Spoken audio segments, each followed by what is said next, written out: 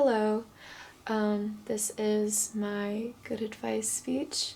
I will be discussing I would say, the biggest transitional period in my own life.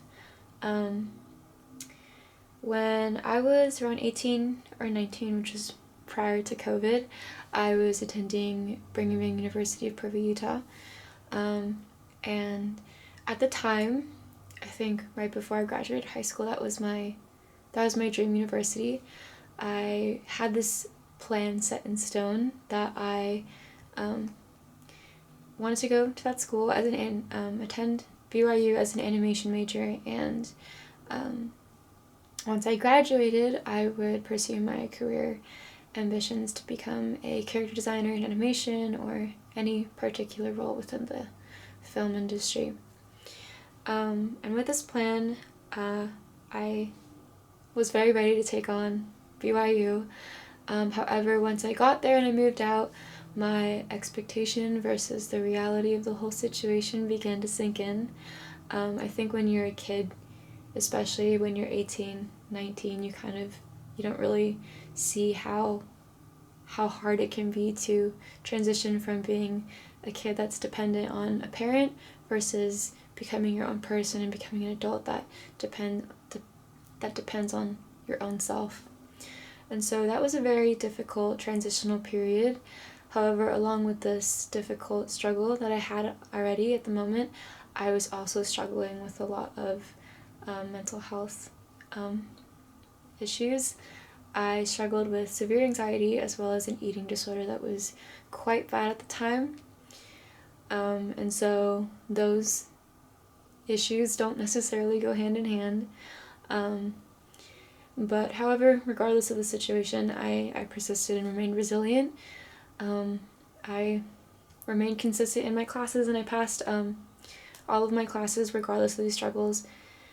However, as time continued to progress and as time continued on while I was remaining at BYU, it got a lot worse.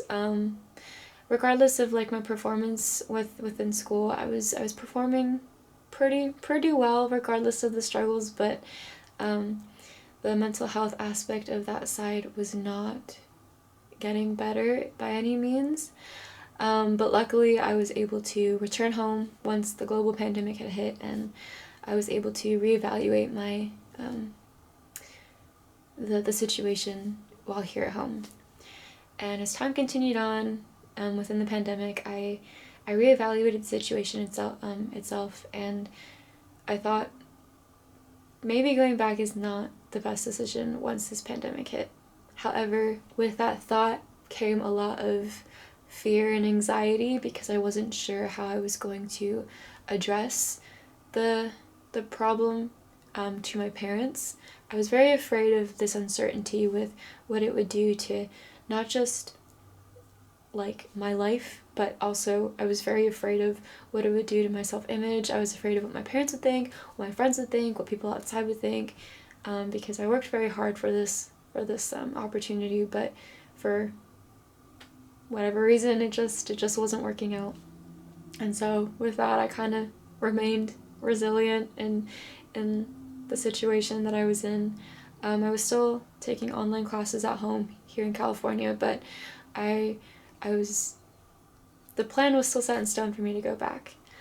However, I think right before I was planning on returning, I decided that maybe it's best that I don't go, just because I was still struggling with the eating disorder, I was still struggling with the anxiety, and so I finally brought up the situation to my parents and made the big decision to stay home and seek help professionally, as well as seeking a alternative way of finishing my education. It was a big transition for sure, and the repercussions were quite difficult. However, in terms of giving advice after having gone through this situation, I can definitely say that it's best to go with your gut in terms of finding inner peace within yourself and within your life. If something isn't working out for you as you thought it would have, or as you would have hoped, it doesn't necessarily mean that it's a bad thing if you don't continue. By all means, if you're not struggling with an eating disorder and you're attending university and like you realize out of state might not be for you, but you want to remain resilient, I would definitely recommend it.